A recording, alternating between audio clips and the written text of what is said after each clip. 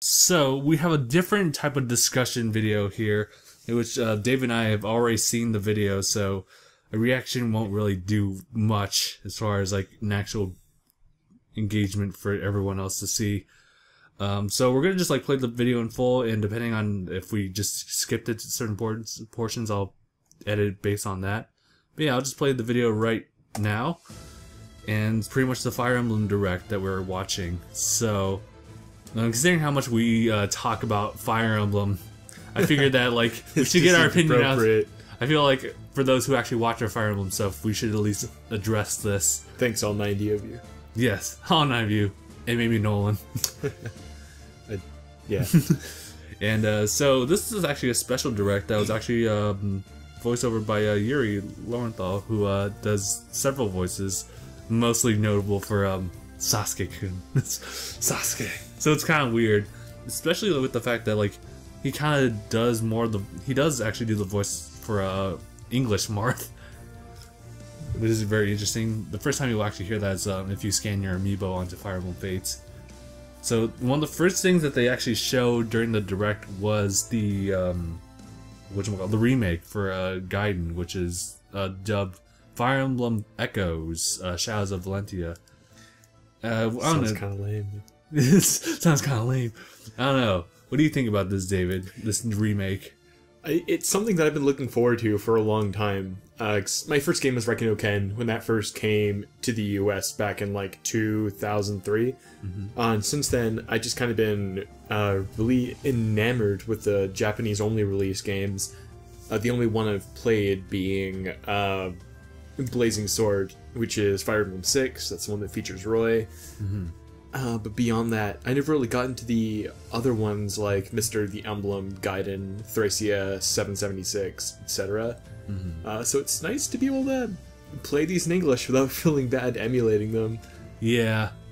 Especially now that they kind of revamped it, so they're going to adopt a lot of the current mechanics from like Awakening and Fates and like other games before it. But actually after like Gaiden. So it'll be interesting to see in that light, but as well as like keep some of the aspects of the game in there. Like I've been hearing a lot about like different branching ways in which you can like level up your units and send them to different classes. So like for example, I heard you can change a villager to a mercenary, and that mercenary would become like a dread knight. And I'm like, what? Yeah. This is definitely more like an RPG than any of the other Fire Emblem games are. Yeah. Like I've never played the original Fire Emblem Gaiden, but from what I understand, it kind of mixes those like dungeon crawling, like Final Fantasy-esque RPG elements into Fire Emblem, which I think will make the game a bit more like a strategy RPG than a tactical RPG. So it'll be interesting to kind of experience that, but really, I'll be happy so long as they don't try and force in the gimmicks that they introduced in Awakening, like what they did with Fates. Well, which ones are you talking about as far as the gimmicks? As long as they don't introduce children again. Oh, okay. As long as they don't make it Waifu Emblem again. Okay. I'll be pretty happy. I mean, there are aspects of Waifu Emblem, both Waifu Emblems, that I liked, but neither of them, like, none of it really had to do with the fact that it was Waifu Emblem specifically. What? You didn't like waking up that slug bug?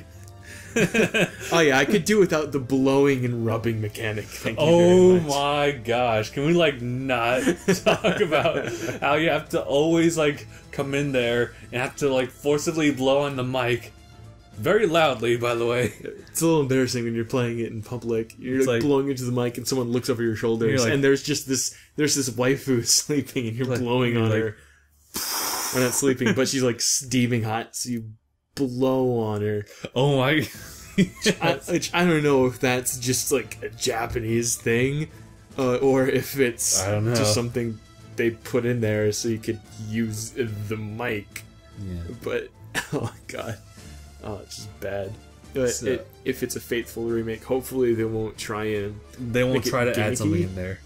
But it's also Nintendo, so I'm prepared for the worst. So right now, at this point in the trailer, we're seeing like the transformation from like its old like game to like what it is going to look like in 3DS. And quickly pay some extra attention to that arm he's got on his right. This hook arm. Like, that's the arm, everyone. I don't know what it's there for, but it's there. Yeah. I like how they went kind of for this artwork. If you've played Awakening and you played the DLC, the artwork for the DLC characters just looked off. Yeah? Like, none of the redesigns for the DLC character, for the returning DLC characters in Awakening looked good.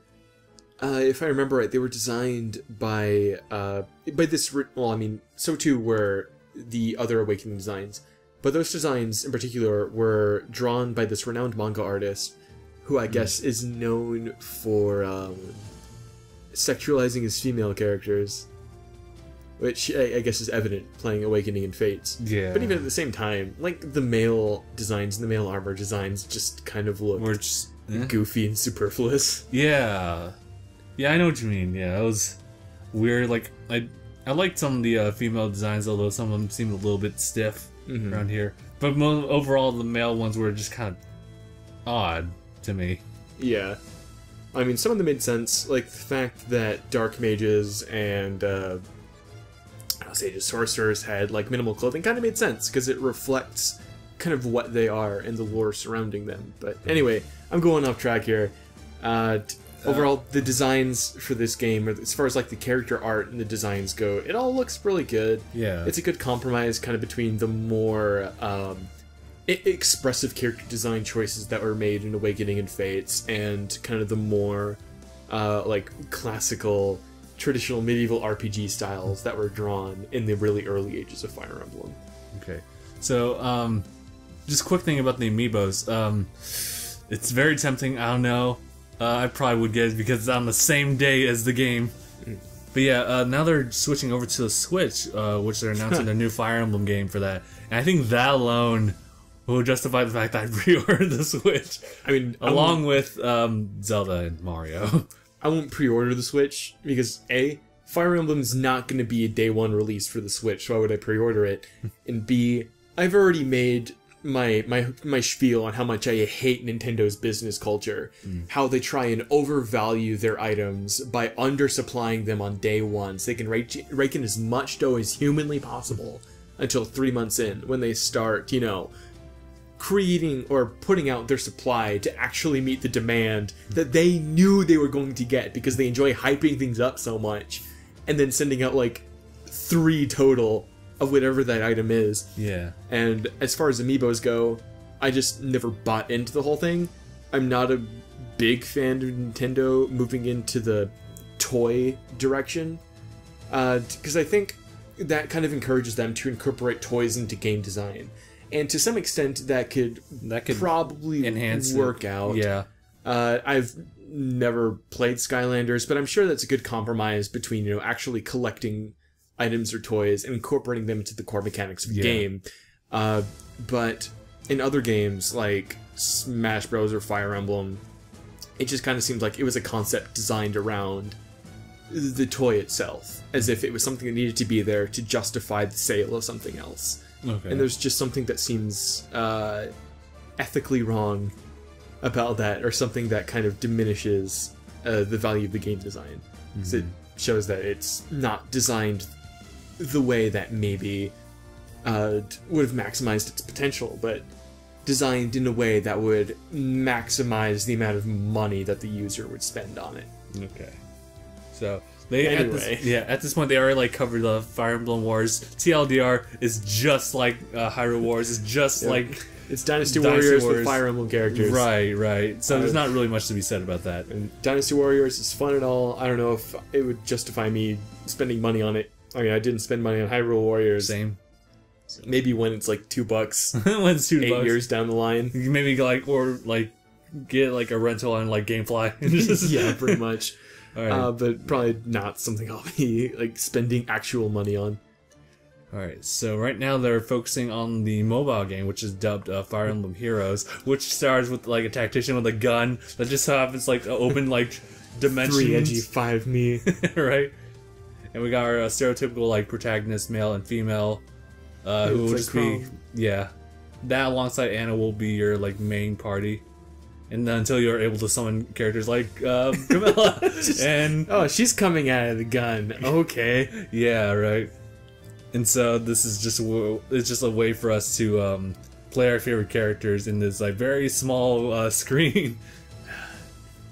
And it's pretty much like what you expect as far as the storyline. It's just the fact that like there's two like it's a waifu collecting game. TLDR. TLDR. It's a waifu collecting game and husbando collecting game. So I'll say right now that the one gripe I have right now is just I kind of don't like the sprites. I just kind of don't. Yeah, they look more. They look like they fit more into like the scheme of Maple Leaf than Fire Emblem. Yeah, if they were to like, I'm pretty sure it's not that hard to do. Like if they just had like the GBA sprites, they got the assets. Just use them. Just do it. We love it. Do it. Just do it. Aside from that, it's a mobile game. Ever since Mario came out on iOS, we've known that Nintendo's kind of been moving into the mobile games market, mainly because it's kind of transforming from a gaming company, and like it's moving away from just gaming industry and branching out into other aspects. I mean, you know, obviously mobile gaming is still gaming. You're taking part of the gaming industry, but it shows that Nintendo is branching out from where they were before. And I guess to an extent, you know, that it's not a bad thing. It's a good thing. I still probably won't drop money or space on my phone for this mobile game, just because I am ethically opposed to the way mobile games run. If you want to hear that spiel, that's like an hour-long spiel in and of itself, so I'll refrain a little bit. Okay. I'll give it a try just to see how it feels. Like, it definitely has like the layout of like a regular like Fire Emblem game before like it hit I guess essentially like it's always been like this where you look like above the characters and like move around and stuff like that. And I don't know, this one just definitely has like a different feeling. I'll just give it a try. The maps just look so like look how small the maps are. They are small. They have to compromise for the fact that you cannot have that much like on one screen. Well, I guess you could, but then you have big old thumbs. You have to, like big old thumbs. Big old thumbs. You gotta compromise with. I don't know. I don't know. I'm pretty sure they could have made the map bigger if you were able to like easily like zoom in onto the map, like you know how usually the 3DS games are right now, and just GameCube games as well. Oh, I believe previously I said Maple Leaf. I meant to say Maple Story. That's my bad. I was thinking about that. Like, yeah, it sounds like Maple Story. But, yeah. No, I'm just very interested in seeing, like, I don't know, like, how fluid the game is, like, as far as, like, progression. And then we'll see how it goes before it hits microtransactions. Yeah, I'm sure there will be microtransactions. I mean, that's the entire waifu collecting part of the game, right? Yeah. In the sense, also, like, the fact that like, for me personally, I, really put a lot of emphasis on like leveling up characters because it has an RPG element that I love so much about. But if there's like definitely a wall that I have to get past which requires microtransactions, oh, your character died, get him back for $1. It looks like they don't have that situation going on because this guy's gonna like summon Lanku and there's a little text on the side that says like your allies are gonna just show up like when you start another battle. But for the time being, it's just like no. As far as like the illustrations, I actually do like it. Yeah, they look fine. Yeah. They definitely showed one from Jacob from Fates, and I really like that one. That looked really detailed and everything. So this is the part where they're showing like you're starting to cross the border to microtransactions, oh boy. which you have these items that represent like the certain classes that you can get for each character. So you just have like a set like this, and you'll decide like, okay, I'll use this one. And just based on like that, you'll have like certain characters as well as, and the more you use them, the less it costs to summon your character. So the more orbs you buy, the cheaper it is to get them in game. Essentially, it's ingenious. So TLDR, that's Olivia. So spent $5 just for Olivia. Guess you better go ahead and spend another $5 into this game until you've reached the point where you've spent $50 on a game that was made on a budget of $10. we'll see how the story progresses. Oh, it's a mobile game. I'm sure it's rich with story. Rich, just dialogues on dialogues that you're able to conveniently just scroll past. No, Aiko's narrative. Can get out of here. Final Fantasy III story pales in comparison to Fire Emblem Mobile. We'll see. They also have something where you can level up your characters, and they have like rankings, like as far as like stars that show up. So the maximum is like 5, and there is a little bit of chance whenever you summon a character where it may have like 1 or 2 or 3 stars, and like maybe one will have like say 4 or 5, but you can still like ultimately get a like a 3-star to a 5-star at some point.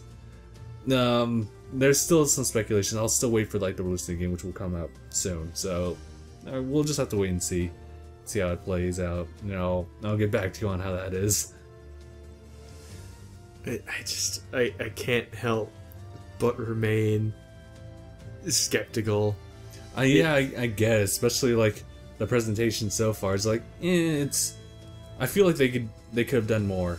Yeah, they could have done more. They could have, but why would you? It's a mobile game. The entire point is to make the most amount of money for the least amount of effort. Yeah. And the reason why I hate it so much is that it symbolizes this huge regression in the way games are designed. We're just kind of going back to these really simple Skinner box mechanics, where like you just give like you condition the player and give them certain incentive systems to keep them playing.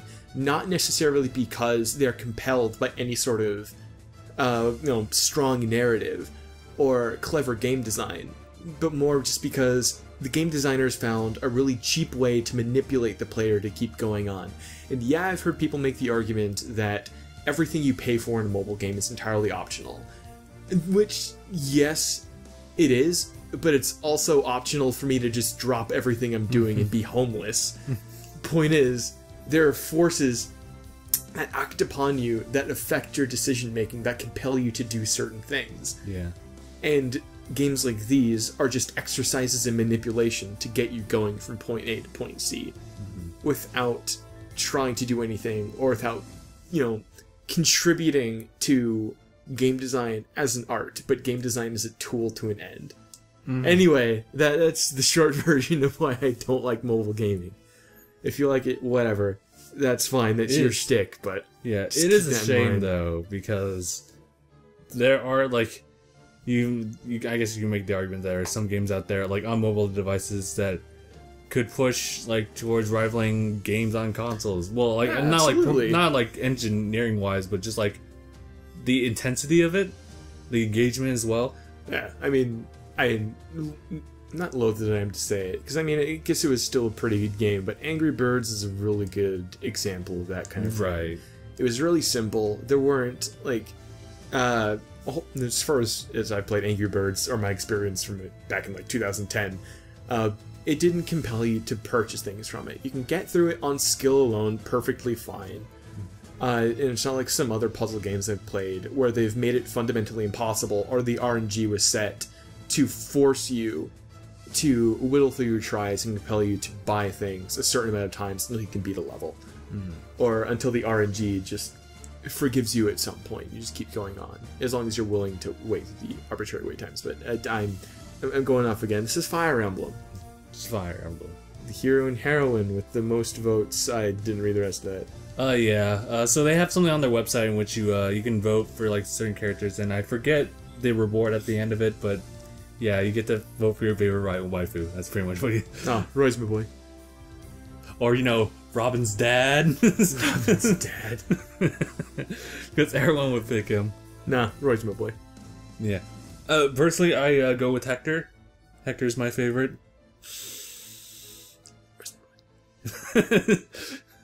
Roy's the boy. And his waifu, too. Yep, and then you get half Elwood, half Hector. And then you make the shipping happen. Yes. Alright, so that's pretty much it for the actual direct part of it. And I think we did a good job covering our conversation during such direct. At the end of the day, I would say that I'm definitely looking forward to the 3DS launch for Gaiden, which is Echoes. Yeah. Yeah, and I'm very curious as to like what the Switch title will look like. I want to see how it's going to play, how it's like the presentation, because it's like on console with like higher processing power. I swear to God, if you do what Atlas did and pull a Tokyo Mirage Sessions, where you show us one thing and you promise us something, and then you somehow manage to screw this perfect thing up in the end, I swear to God. I am not gonna get over it. Tokyo... Go ahead. Like, it's not even Tokyo Mirage Sessions was bad, it was just expectations, reality.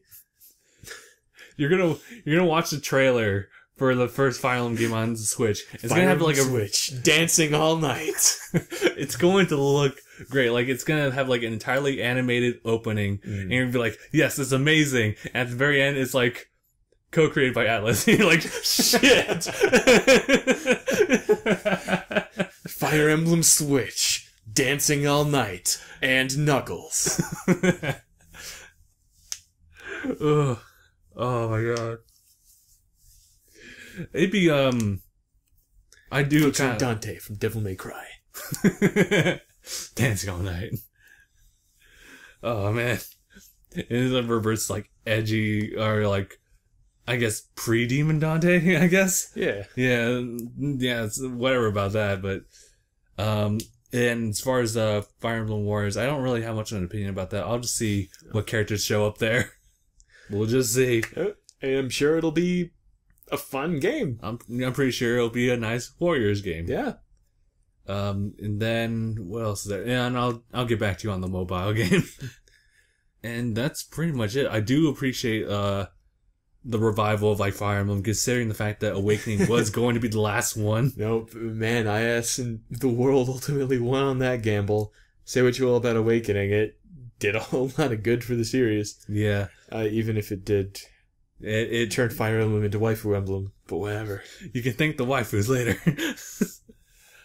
But I do hope with, like, I'm definitely putting bets on Echoes to kind of, like, turn, like, I guess, design on, like, future Fire Emblem games that are, like, stemming from, like, previous games to, like, create a new path in which we'll see, like, different ways of, like, playing through the game other than how Awakening and Fates have done it. Yeah, I think it's a good natural progression, especially after Conquest. I just kind of hope that IS learned after Conquest that players respond well to thoughtful and challenging level design and, actually being pushed to our mental limits when we play a Fire Emblem game, because that's especially what a lot of older fans kind of expect from it. So I'm hoping Gaiden will kind of be a nice compromise that's welcoming to newcomers, yet is designed well enough to challenge people who have been playing Fire Emblem for years on end. And hopefully no Phoenix mode. I mean, I know that's another thing that's optional, but the existence of Phoenix mode itself is just completely ass backwards, because it allows you to play the game without playing the game, and I think that does just kind of fundamentally hurt the game as a whole, even if I don't have to play it. The fact that it pushes other people who are completely new to the game, the fact that you maybe want them to try this first, and then they get lulled into the sense that that's what Fire Emblem is.